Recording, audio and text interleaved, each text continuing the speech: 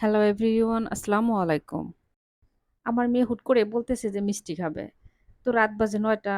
তো মিষ্টি আমি ভাবলাম যে তাহলে বাসায় বানিয়ে দেই। আমি আজকে গোলাপজাম মিষ্টি বানাবো। গোলাপজাম মিষ্টি বানানোর জন্য আমি একটি বাটির মধ্যে গুঁড়া দুধ নিয়েছি। গুঁড়া দুধের মধ্যে আমি ১ চামচ ঘি আর ১ চামচ বেকিং পাউডার দিয়ে দিয়েছি। এখন আমি একটি বাটির মধ্যে ডিম ভেঙে নেব। আমি যেহেতু অল্প করে মিষ্টি বানাবো তার জন্য একটা ডিম ভেঙে দিলাম। ডিমটা কিন্তু চামচ দিয়ে ভালোভাবে ফেটে নিতে হবে। ডিম ফেটে নিয়ে এখন আমি সেই গুঁড়া দুধের মধ্যে ডিম দিয়ে দেব। এখন আমি ডিম গুঁড়া দুধের সাথে ভালোভাবে মিশিয়ে নেব। মিষ্টি বানানোর জন্য আমি যেটুকু গুঁড়া দুধ নিয়েছি, এই গুঁড়া দুধ দিয়ে আমার ৭-৮ টা মিষ্টি হবে। আপনারা যদি বেশি করে মিষ্টি বানাতে চান তাহলে এখানে ডিম আর গুঁড়া দুধ বেশি করে দিয়ে তারপরে বানাবেন। কিন্তু বেকিং পাউডার আর ঘি ১ চামচ দিলেই হয়ে যাবে। দেখেন গুঁড়া দুধ আর ডিম কেমন আঠালো হয়ে গেছে। এখন আমি ১০ মিনিট ঢাকনাটা ঢেকে গুঁড়া দুধ রেখে দিব। আর এই পাশে মিষ্টির শিরা তৈরি করার জন্য হাঁড়ির মধ্যে আমি দিয়ে দিব পানি আর চিনি। আমি যেহেতু অল্প করে বানাচ্ছি তাই চিনি অল্প করে দিয়েছি আর পানিও অল্প করে দিয়েছি। তার পরিমাণটা আর এজন্যই বললাম না। আর আপনারা চিনির শিরা তৈরি করার জন্য যদি ১/২ কাপ চিনি দেন তাহলে ১ কাপ পানি দিবেন। তাহলে দেখবেন যে শিরাটা অনেক সুন্দর হবে।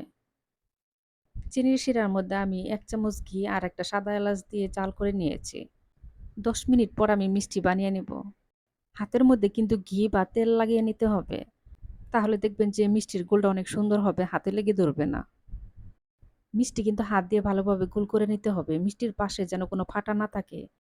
মিষ্টির পাশে যদি ফাটা থাকে তাহলে দেখবেন যে মিষ্টিটা ভেঙে যাবে। আমার সবকটা মিষ্টি বানানো হয়ে গেছে। এইটুকু গুঁড়া দুধ দিয়ে আমার ৮ টা মিষ্টি হয়েছে। আমি অন্য পাশে চুলার মধ্যে তেল গরম বসিয়েছি আগেই। আমি সবকটা মিষ্টি এখন তেলের মধ্যে এক, এক করে দিয়ে দিব। আর চুলার জাল কিন্তু 0 আঁচে রেখে তারপরে মিষ্টিগুলা দিতে হবে। আর চুলার জাল কমিয়ে দিয়ে মিষ্টিগুলা ভাজতে হবে। দেখেন আমার মিষ্টির কালারগুলো কত সুন্দর আসছে আর অনেক ফুলেও গেছে। তেলের মধ্যে মিষ্টিগুলা নেড়েচেড়ে আমার ভেজে নেওয়া হয়ে গেছে। এখন আমি উঠিয়ে নেব।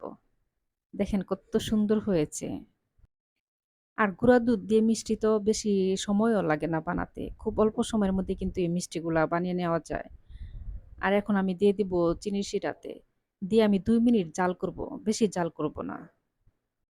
আমার এই মিষ্টির ভিডিও যদি আপনাদের ভালো লাগে তাহলে অবশ্যই আমার ভিডিওতে একটা লাইক, কমেন্ট আর একটা শেয়ার দিয়ে দিবেন।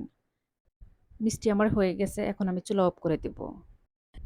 গরম, গরম অবস্থায় দেখেন আমি বাটির মধ্যে ঢেলে নিয়েছি।